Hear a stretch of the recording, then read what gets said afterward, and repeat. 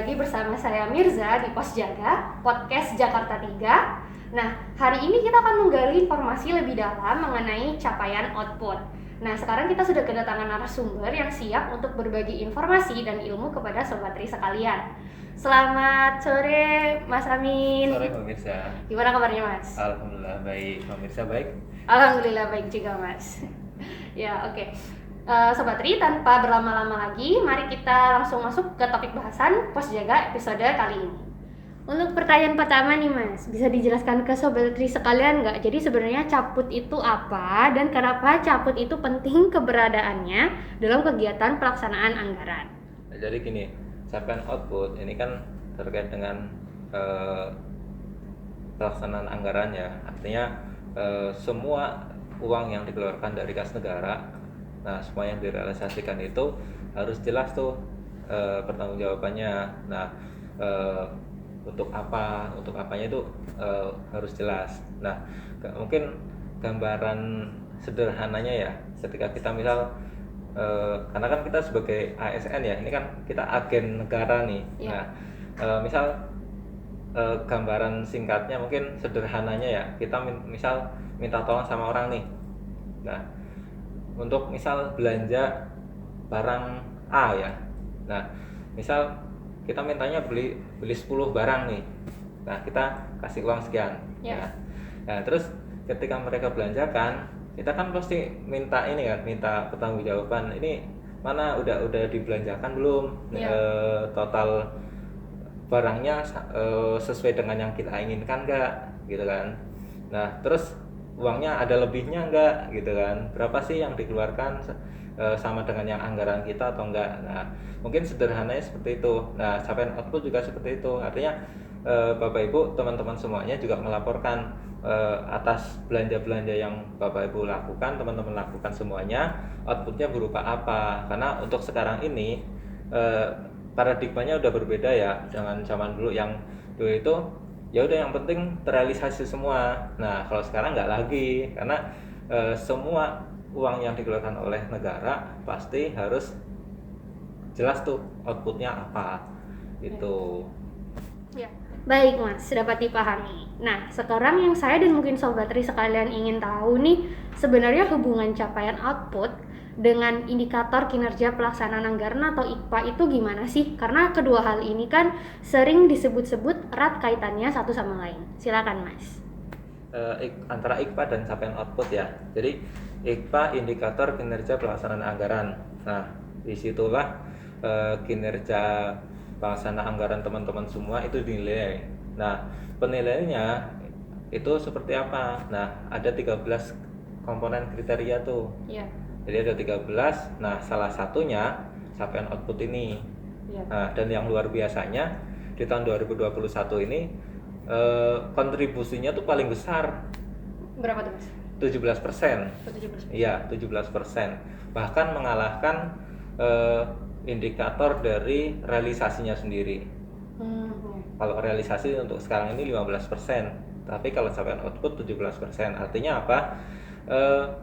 Dengan capaian output proporsinya yang lebih besar dari realisasi anggaran, artinya ini nggak cuma melulu uangnya habis gitu loh, tapi lebih penting lagi ini habis tapi buat apa gitu. Jadi mungkin biar kita lebih kerja dengan hati ya ketika mengisi data capaian output itu tuh, ya coba kita pikirkan lah, ini benar-benar buat apa sih, karena yang kita lakukan ini buat bangsa kita gitu, buat masa depan bangsa kita. Nah terus tadi ya hubungannya, karena ini bagian dari penilaian IKPA. Nah nanti bagaimana perhitungannya nanti. Oke, bisa dimengerti Mas. Jadi akhirnya capaian output ini emang penting ya Mas, karena tujuannya adalah untuk mengetahui kualitas dari pelaksanaan anggaran. Dan Sobat Tri jangan lupa ya, seperti yang dibilang oleh Mas Amin tadi, bahwa caput ini persentasenya paling besar pada IKPA yaitu sebesar 17%. Jadi dimohon kepada Sobat Tri sekalian dalam mengisinya harus lebih hati-hati. Nah, sekarang untuk yang pertanyaan berikutnya nih Mas, kita masuk lebih dalam ya.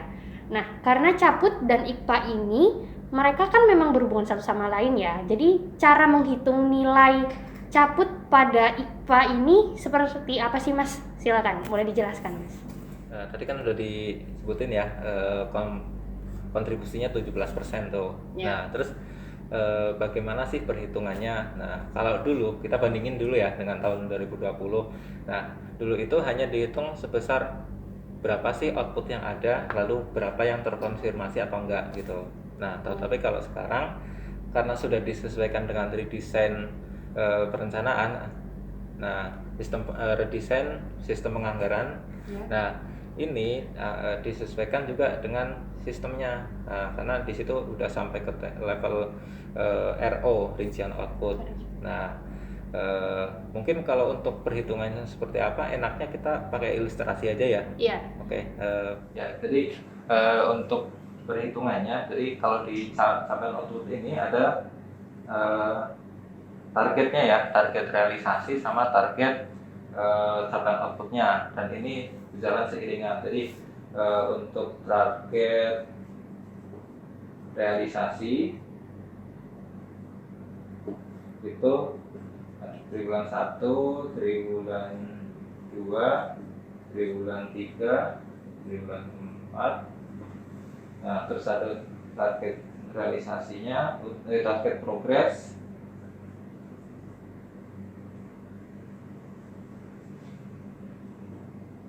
capaian output, atau biasa kita sebut PCRO.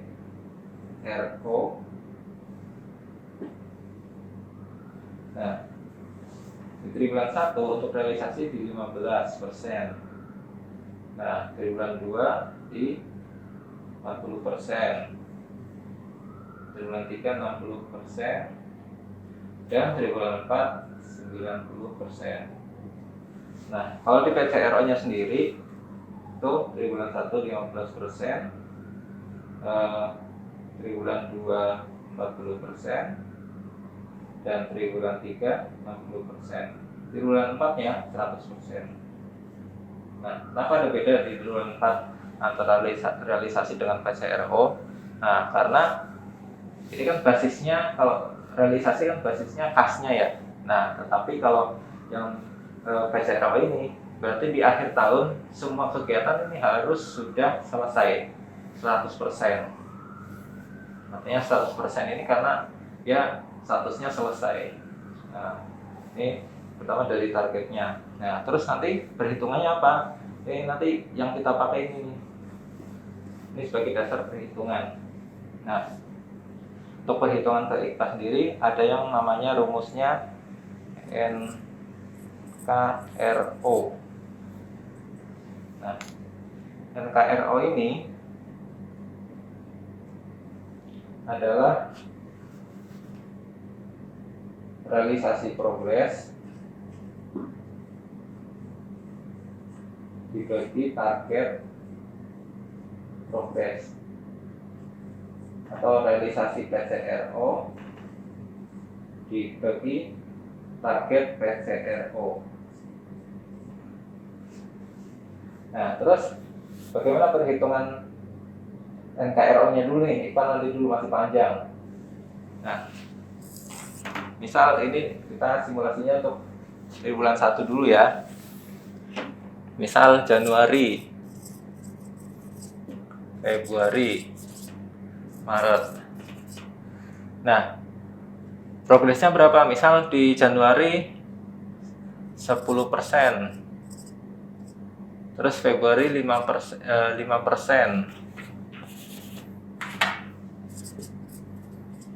dan Maret juga 5%. Ya, berarti secara akumulasi sampai Maret itu berapa? 20% ya. Nah, 20%. Lalu tadi target triwulan 1 berapa? 15%. Nah, tadi kan NKRO realisasi progresnya dibagi targetnya. Berarti tinggal dibagi aja nih, 20% dibagi 15%. Berapa?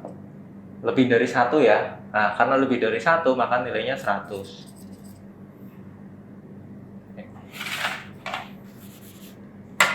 Jadi kali 100. 400 temu ini jadi nilainya 100. Nah untuk triwulan 1 NKRO nya 100. Nah seperti itu. Nah nanti ada pengecualian khusus untuk triwulan 4 yang dinilai bukan PCRO nya tetapi realisasi volumenya. Ini pengkhususan ya untuk triwulan 4 yang dinilai untuk NKRO nya sendiri adalah realisasi volume dibagi target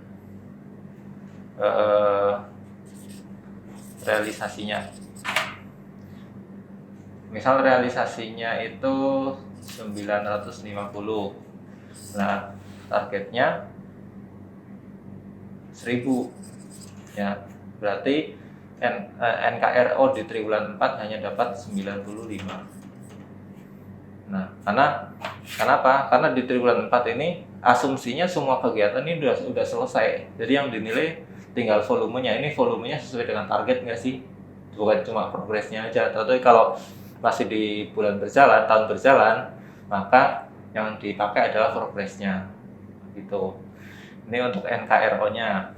Lalu untuk perhitungan IPA-nya, jadi tadi kan udah ada yang namanya NKRO. Nah, IPA adalah jumlah dari NKRO yang ada dibagi total output atau total RO.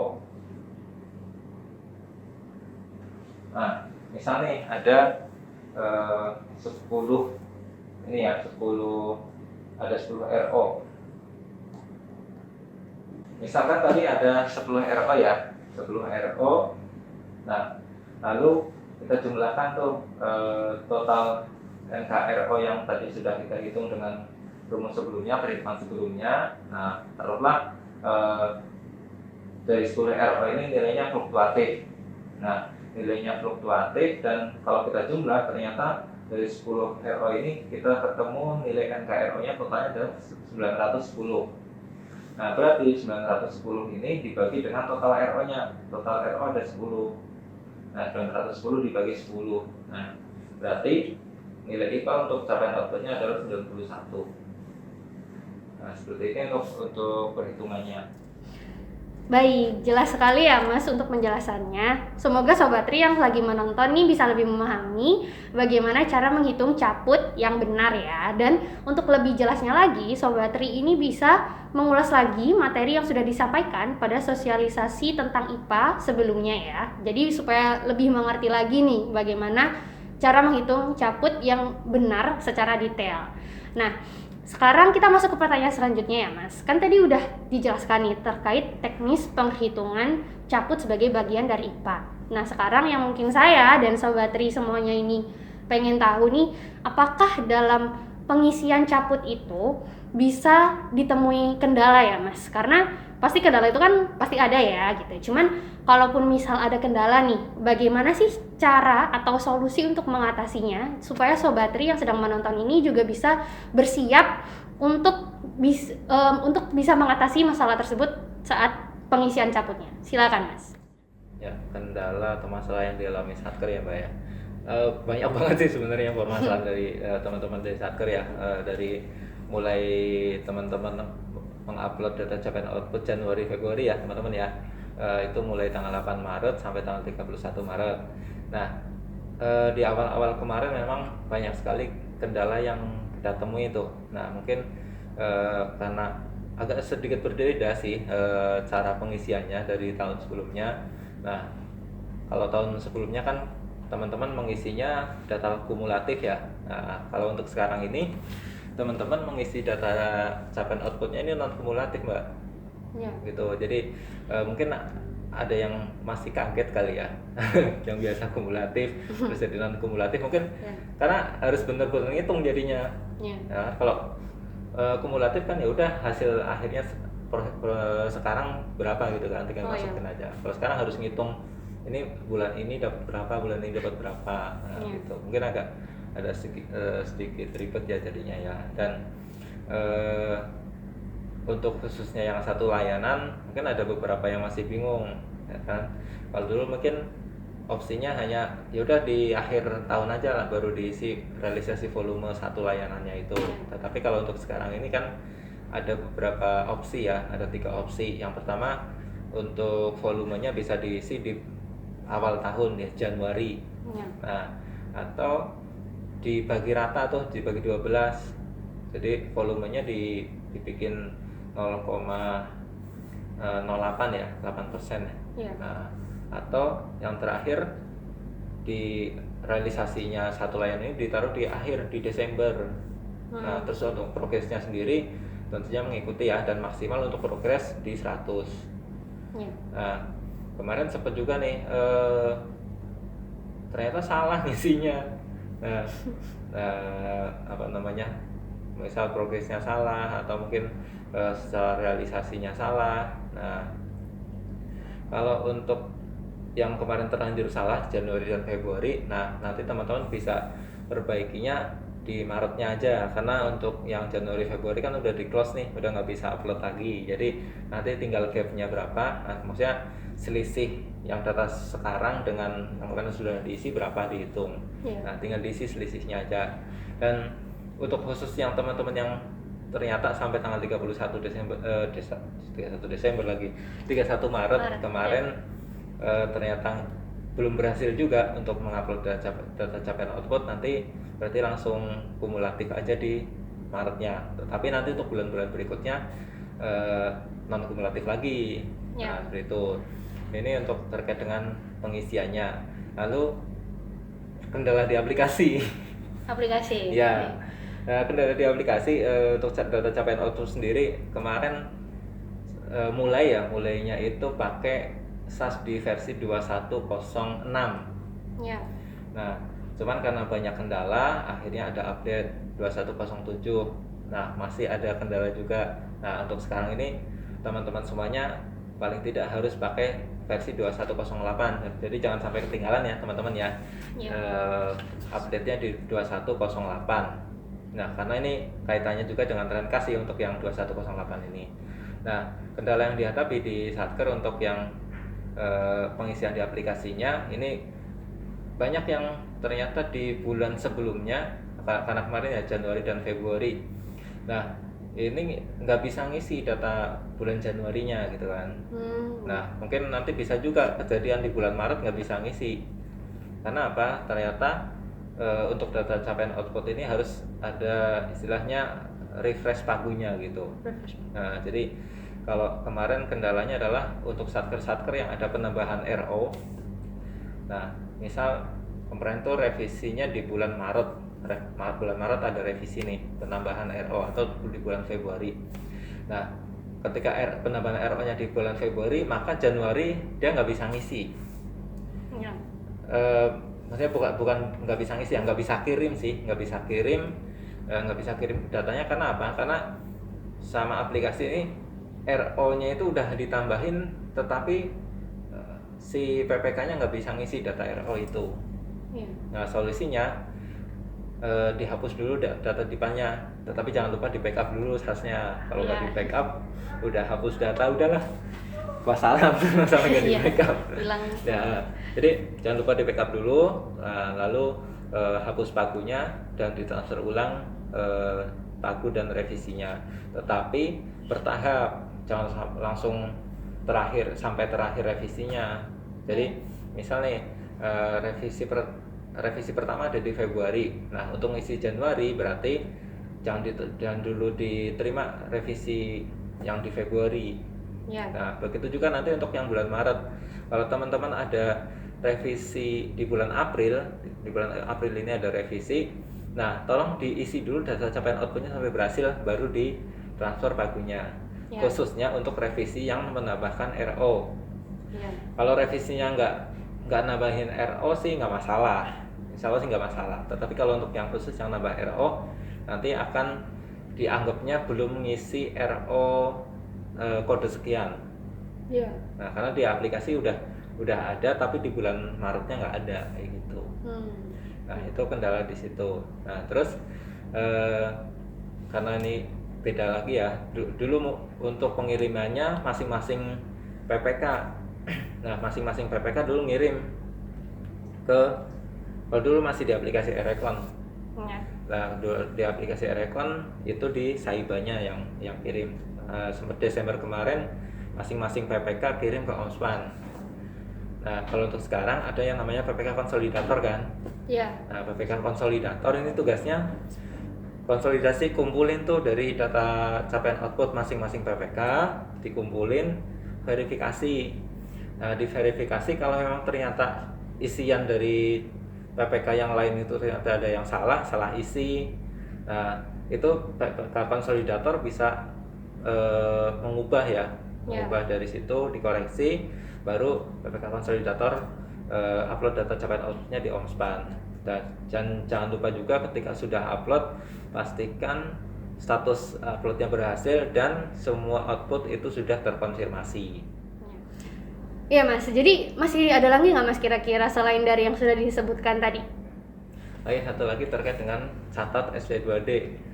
Nah, karena data capaian output ini dia membandingkan gapnya itu membandingkan antara realisasi dan progresnya, realisasi anggaran dan progres ini nanti masuk kategori konfirmasi atau enggaknya. Nah, kalau tidak terkonfirmasi maka dia tidak masuk hitungan yang IKPA tadi kita jelasin. Artinya nilainya 0, nggak ada nilainya. Yang dinilai di situ hanya yang terkonfirmasi saja. Nah, jadi teman-teman semua diharapkan untuk lebih tertib untuk dalam hal catat nomor SP2D. Nah, kenapa? Karena ketika belum dicatat nomor SP2D-nya, realisasi di capaian outputnya ini nggak bakal keisi. Nah, nanti ketika sudah dicatat, nanti di aplikasi Omspan sendiri akan dibandingkan dengan data realisasi di Omspan. Jadi mungkin hampir sama dengan Rekon ya, tetapi Rekon lebih kompleks karena dia sampai di breakdown sampai ke akun, terus nomor transaksi, tanggal transaksinya dan sebagainya. Tetapi kalau ini hanya secara jumlah aja, belanjanya berapa, pengembalian belanjanya berapa. Nah, yang biasanya teman-teman lupa untuk menginput pengembalian belanjanya kalau ada. Nah, gitu. Mungkin itu sih permasalahan yang sering terjadi di teman-teman di Satker. Mungkin bisa, semoga bermanfaat ya teman-teman ya. Jadi nanti kalau ada permasalahan bisa diselesaikan. Oke, jelas dan rinci sekali ya Mas penjelasannya terkait caput pada episode kali ini. Nah, sebelum menutup episode Posjaga pada kali ini, bisa nggak Mas disampaikan kepada Sobat Tri sekalian sepatah dua patah kata mengenai topik kita pada episode kali ini? Kalau dari saya sendiri ya, mungkin kalau orientasinya ke IKPA doang sih kalau menurut saya kurang ya. Ya walaupun dari sisi penilaian IKPA udah paling wah banget tuh 17%. Nah, tetapi lebih ke substansinya sih, lapor capaian output buat apa? Karena teman-teman semuanya ketika tidak benar-benar mengisi datanya dengan data realnya, artinya mengisi data capaian output ini dengan sembarangan, justru ini bisa jadi bumerang bagi teman-teman semuanya. Kenapa? Ini bisa jadi sasaran empuknya pemeriksa loh. Oh iya. Kenapa? Karena sekarang ini kan capaian output kan jadi fokus ya. Jadi fokus. Nah, nanti berdasarkan data capaian output ini, nah pemeriksa juga pastinya bakal menjadikan ini jadi dasar pemeriksaan. Nah, misal output di lapangan ternyata yang dilaksanakan nggak full semuanya, tapi dilaporkan 100% terlaksana semuanya. Nah, nanti ya pasti akan ketahuan juga gitu. Dan ya mohonlah teman-teman semuanya, karena capaian output ini hal yang menjadi fokus, jadi teman-teman semuanya mohon untuk lebih berhati-hati, hati-hati pasti ya. Nah, terus perhatiannya lebih juga. Nah, terus yang terakhir, perhatikan jadwal upload datanya, jangan sampai terlambat, karena kalau sampai terlambat kan efeknya udah jelas tuh tadi di IKPA ya. Nah, terus jadwalnya kapan sih? Mungkin ini sekedar ngingetin ya Mbak ya. Iya. Jadwal upload data Cepet Outfit itu setiap 10 hari kerja pertama di bulan berikutnya. Ya. Nah, nanti mungkin teman-teman bisa lihat jadwalnya ya. Nanti di depan ada jadwalnya. Ya. Nah, jadi silahkan nanti untuk dihafal sih nggak perlu ya, tapi seenggaknya ingat. Iya, iya. Oke, mungkin itu pesan-pesan saya. Terima Iya. kasih. Oke, sobatri semua, berakhir sudah episode Pos Jaga pada kali ini. Sangat jelas sekali ya penjelasan mengenai caput ini gitu, dan semoga sobatri juga kedepannya bisa lebih memahami nih terkait caput dan segala seluk-beluknya. Nah, terima kasih atas sobatri yang sudah bergabung bersama kita pada episode kali ini. Semoga kita bisa bertemu di episode Pos Jaga berikutnya. Sampai jumpa. KPPN Jakarta 3, bersama kita bisa pelayanan excellent.